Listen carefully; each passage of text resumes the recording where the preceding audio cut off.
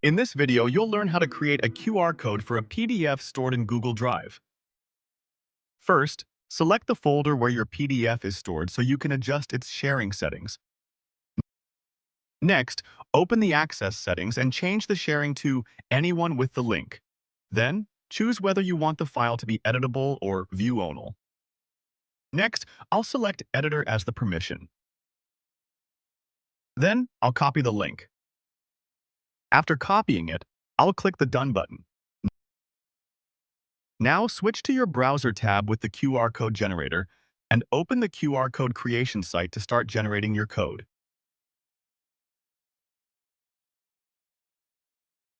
Then, select the URL or link option and choose it as the type of QR code you'll make, and paste the link. Enter a name or category for your QR code if you like, to help organize or label it. Click on Customize Download QR to get your finished QR code, making it easy to share your PDF.